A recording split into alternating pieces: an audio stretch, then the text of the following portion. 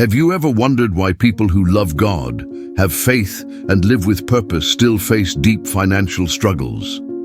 Why those who walk in obedience often face closed doors?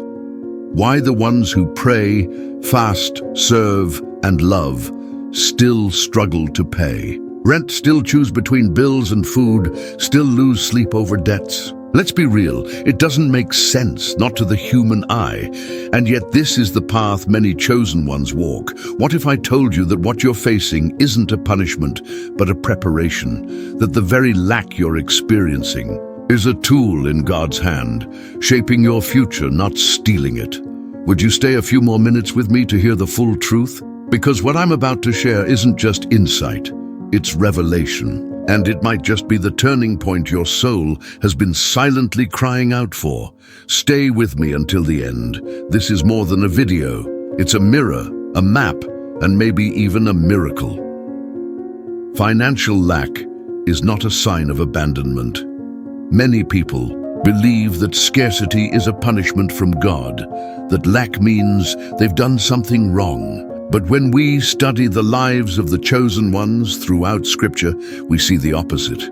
Moses was called to deliver a nation, but spent 40 years in the desert.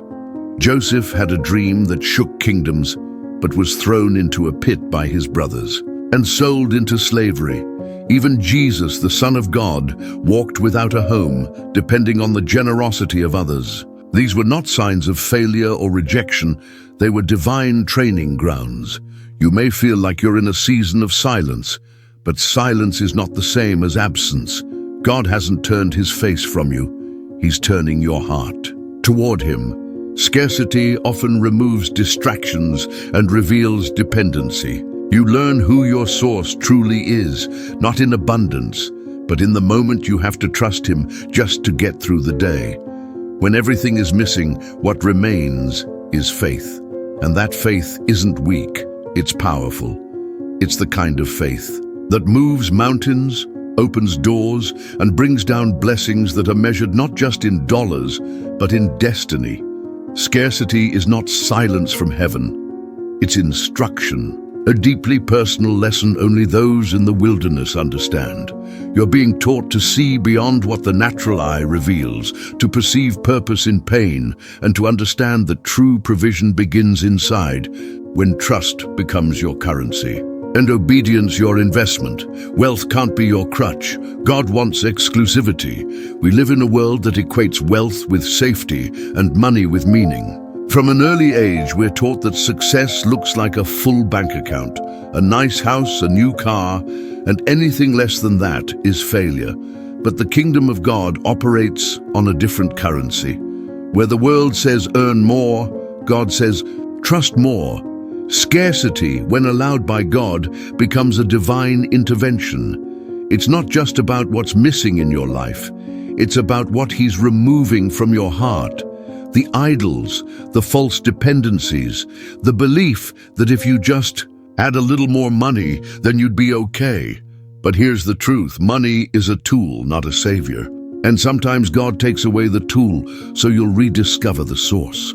When God removes the financial cushion, it's not because he wants you to suffer, it's because he wants you to stand on faith, on promise, on his word. Remember, the Israelites wandered 40 years and never lacked food, not because they had savings, but because they had God. The bread came from heaven, not from human hands. So when the balance is low, but your soul is secure, you're right where you're supposed to be. You're not behind, you're aligned. Because the goal was never comfort, the goal was always Christ. And sometimes he strips everything away just to prove that he alone is enough. The heart test. Do you serve God or money? Scarcity is not just a situation, it's a mirror. It reflects your motivations, exposes your true priorities, and shines a light on the areas of your life that still compete with God. Do you love God for who he is or for what he gives? Are your prayers centered on intimacy with him or on the outcome you expect? These questions are uncomfortable, and that's the point. When you can't buy, can't save, and can't see a way out, your heart gets exposed. You see what you've been leaning on and what you've been using to measure your worth. Every delay, every bill, every night of anxiety, and every moment spent asking, why is this happening to me? It's a test, a divine audit. Are you devoted to God or to the illusion of control that money offers? God doesn't test to harm, He tests to reveal. Because if your love for Him is conditional, then it isn't really love at all. When you worship while you're waiting, when you remain faithful in the famine, when you praise without proof, that's the kind of worship that heaven notices. Scarcity pulls back the curtain. It reveals if you're seeking the kingdom or the comforts. And here's the hard truth. God will never bless you with something that will take you away from Him. Not because He's cruel, but because He's kind. He would rather you struggle with integrity than prosper in pride, because pride builds towers that collapse, but humility lays foundations that last. And if you let this test do its work, what you lose in money, you'll gain in maturity. What you sacrifice in comfort, you'll reap in eternal character. You're not ready to handle wealth, yet this one is hard to hear, but it may be the most loving truth of all. God withholds some things not out of punishment, but out of protection. Think about it. A good father doesn't hand the keys to a powerful car to a child who hasn't learned how to drive. Why? Because love thinks long term. It looks beyond what we want right now and sees what we actually need. You may be asking for more income, more opportunity, more financial breakthrough. And God isn't deaf to your requests. He sees you, He hears your prayers, but He also sees the version of you that you don't see yet. If the wealth you're praying for today would destroy your character tomorrow, He'll delay it. Not because He's cruel, because He's wise. The weight of wealth is real. It can magnify the flaws we haven't dealt with. Pride, greed, entitlement, these are character cracks that riches will only widen.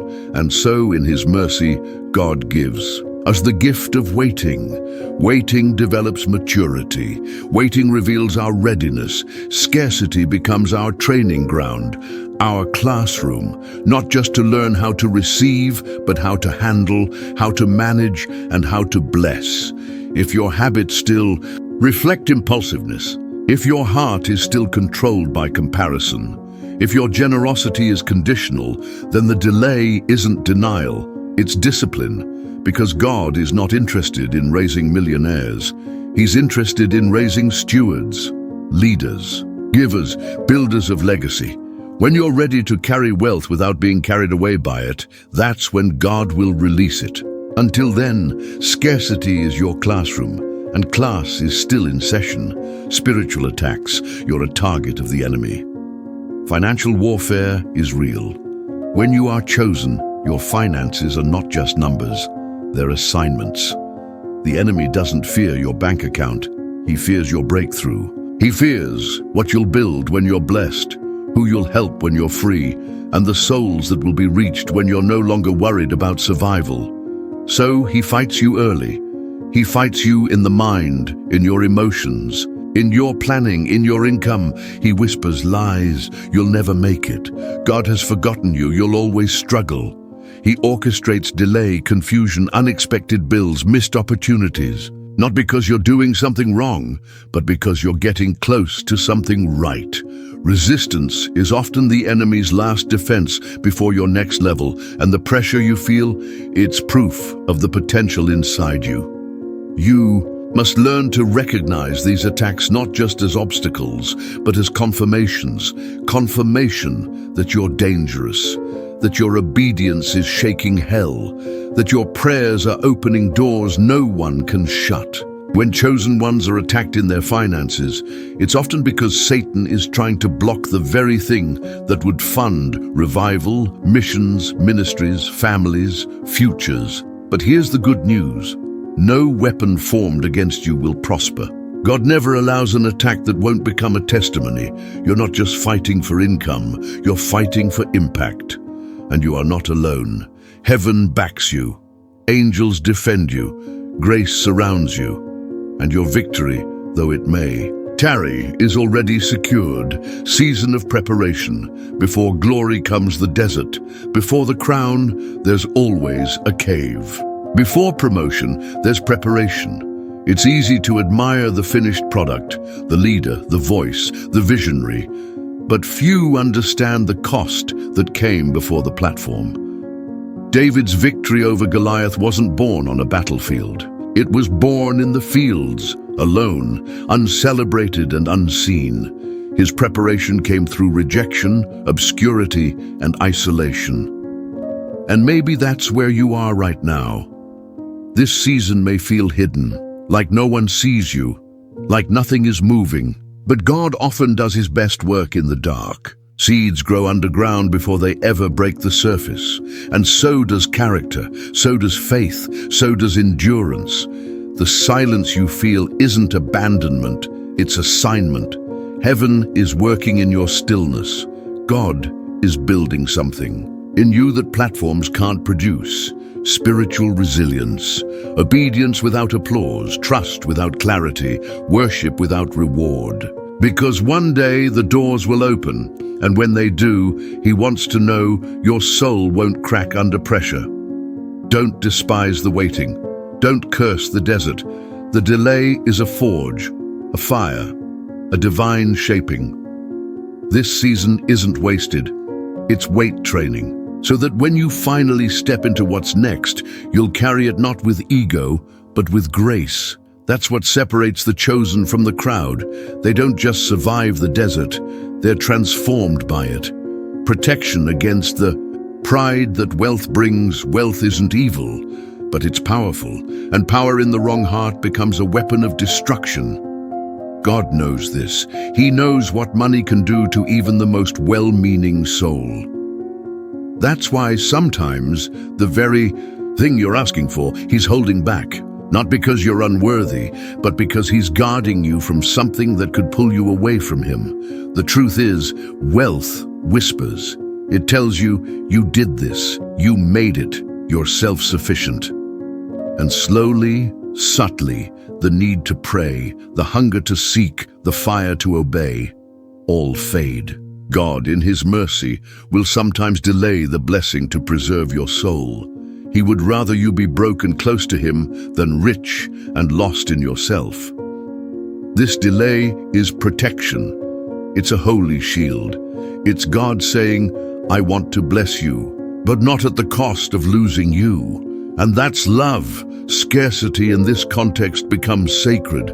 It's the fence that keeps your heart safe. Until your character is able to carry what you're asking for, God is holding it, not from you, but for you. Because when your soul is rooted, when your motives are pure, and your identity is anchored in him, then and only then can he entrust you with more, not to elevate you, but to equip you, not for self-glory, but for kingdom purpose. When wealth is a tool in the hands of the humble, it builds, it blesses, and it multiplies righteousness. God is shifting your focus from material to eternal.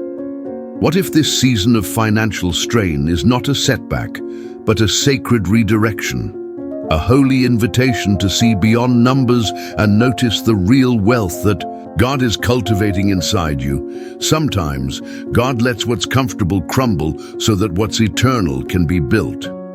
When the bills pile up and the income slows down, our instincts shout, fix it, hustle, survive. But God whispers, look at me. In these moments we realize that peace isn't found in paychecks, it's found in presence, his presence. And sometimes he has to strip away what's temporary to reveal what truly matters. Maybe God is using this moment to shift your focus, from acquiring to aligning, from chasing paper to chasing purpose, from survival mode to spiritual sight. Scarcity silences distractions. It tunes your ears to heaven's frequency, and as your focus shifts, so does your future. Your relationship with money changes. No longer your master, it becomes your servant. No longer your goal, it becomes your tool. Because now you're not chasing wealth for validation, you're preparing for it with vision. He wants to build empathy in you. One of the most overlooked purposes of financial struggle is the softening of the heart. When you've walked through the valley, you speak differently on the mountain. When you've felt the weight of lack, you treat others with a compassion that can't be learned from books, only from brokenness. Empathy is not a personality trait. It's a product of pain. God uses hardship not just to shape your future, but to shape your heart. Because what you feel in the lack, you'll remember in the abundance. You'll remember the late nights, the prayerful cries, the days you stretched 2 coins, and still, you felt hungry. And when you're blessed, you won't just celebrate, you'll give. That's why he lets you walk through it. Not to punish, but to prepare. Not to shame, but to sharpen. Because the people you're called to reach, they don't need a lecture. They need a lifeline. Someone who's been where they are. Someone who doesn't just preach hope, but has lived through hopeless nights and found God faithful. You're becoming that someone. Your story is being forged in fire so it can become fuel for others. So don't resent the process. Let it mold you. Let it teach you how to see people, love people, and serve people. Not from above them, but beside them. You were chosen to break family curses. Some battles aren't just yours. They're inherited. You're not just fighting for yourself. You're fighting through generations of silence, scarcity, and cycles of survival. You're standing in a story that started before you were born, and God has chosen you to be the turning point. You might look around and feel overwhelmed. Why me? Because it had to be someone, and God saw something in you, not perfection, but persistence. He saw faith in your feet, strength in your surrender, courage in your cry. He chose you not because it would be easy, but because you wouldn't quit. Generational poverty isn't just about money, it's about mindset, about limited vision, about fear of risk, about never seeing what's possible. And now God is raising you up, not to shame your family, but to show them a new way, a redeemed way, a kingdom way. Your obedience today is echoing into tomorrow. Your children, your grandchildren, they will walk on roads you built through your pain. And one day they'll say, I'm free because someone in my family said enough was enough. That someone is you. Scarcity proves the authenticity of your faith. Faith is easy when the fridge is full and the bills are paid. It flows naturally when the job is secure and the future looks bright. But what happens when the numbers don't add up? When the paycheck is late, when you pray and the answer delays. That's where real faith is tested, in the fire of scarcity. In those moments, you don't just believe God, you have to depend on Him. And that's where something sacred is born. A faith that isn't based on circumstance, but on covenant.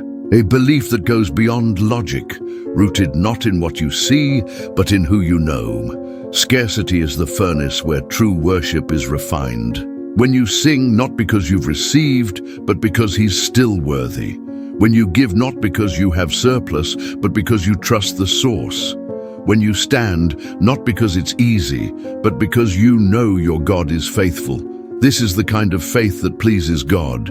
Not polished, not performative, but raw, gritty, clinging to hope when everything else feels like it's falling apart. That's when heaven leans in, because in that moment, your faith isn't just real, it's radiant.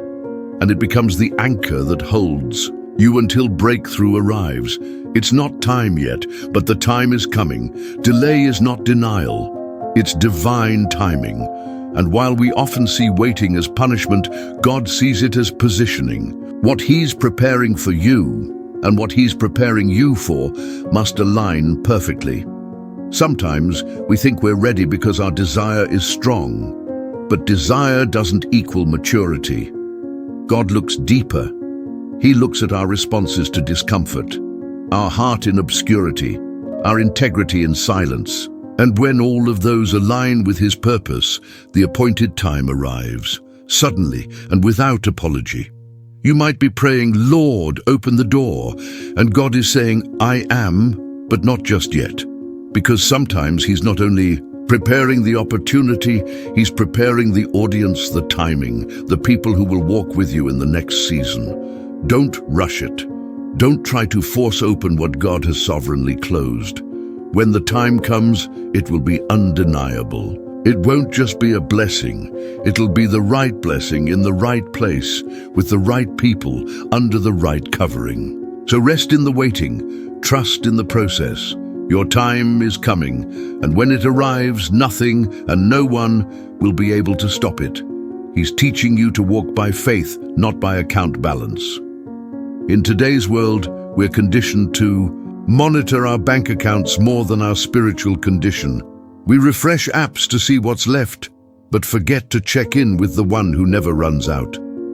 Scarcity is not just a financial situation, it's an invitation to realign your dependence. God is using this season to shift your walk from sight to faith. He's stripping away your reliance on what you can calculate and replacing it with trust in what He's declared. You won't always be able to explain how you made it, but you will know who got you through. That's provision that can't be measured by dollars. When your salary doesn't match your survival, that's grace. When the bills outweigh the budget and yet you're still standing, that's supernatural. God is teaching you that your life is not held together by numbers, but by His name. This kind of walk is uncomfortable, but it's also unshakable. Because it doesn't depend on what the economy says, what your job says, or even what your wallet says. It's built on what God has spoken. And when you live that way, fear loses its grip, and peace, real peace, becomes your portion. Poor stewardship may have blocked the blessing. Let's be honest, some of us have prayed for more while mishandling what we already have. It's not always a spiritual attack or a delay from heaven. Sometimes it's a consequence of mismanagement. God is a father, and He is generous, but He is not irresponsible. He doesn't bless waste. He blesses wisdom. Scarcity, in this sense, becomes a teacher. It confronts our patterns, our habits, our heart posture. Are we being faithful with what's already in our hands? Or are we asking for overflow while leaking through holes of poor decisions? God might be allowing lack to lead you into a season of reordering, to pause the blessing until the structure is ready to hold it.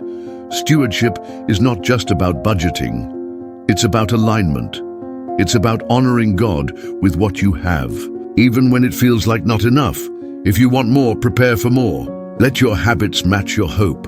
Let your priorities reflect your prayers.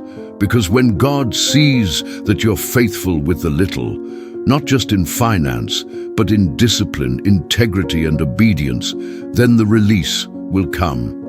Not as a reward, but as a recognition that you're ready. True contentment isn't born from abundance. There's a lie many of us believe without realizing it, that peace comes when we have enough. That joy starts when the bank account hits a certain number. But contentment, real, deep, unshakable contentment, is not born in abundance. It's born in surrender. Gratitude isn't about what's in your hands. It's about what's in your heart. And when your heart is anchored in God, even an empty table can feel full. Paul said, "I have learned the secret of being content in any and every situation," not because he had everything, but because he had someone who was everything. God is using this season not to frustrate you, but to free you, to show you that you don't need more to have peace. You need more of Him. And when you have Him, lack loses its power, scarcity loses its sting, because your joy is no longer tied to possessions, it's tied to presence. This kind of contentment is not complacency. It's maturity, it's strength, and it's beautiful. Because when you're content with little, God can trust you with much, not to hoard, but to heal, not to boast, but to bless. Your purpose requires poverty, for now this one is for the visionaries, the pioneers, the ones who know they were called to something greater. but can't understand why the road has been so narrow, why the money hasn't matched the mission, why the vision is clear, but the provision seems delayed. Sometimes your purpose requires a season of poverty, not because God is cruel, but because He's crafting something in your spirit that wealth can't build. He's teaching you to say yes without comfort, to walk without certainty, and to serve without salary. Jesus didn't start His ministry in a palace. Paul built churches while making tents. The greatest kingdom movements often begin in obscurity, in simplicity and struggle. But that struggle purifies your motives. It makes sure your yes is real. It proves that you're in it for the call, not the clout. And when God sees that your heart is still burning in the dark, He will raise you in the light, not just to be blessed, but to be a blessing. This season of lack isn't permanent. It's purposeful, and it's preparing you for a release that money can't measure. Stay faithful, stay obedient, stay available. Because when He opens the door, it won't just change your life, it'll change generations.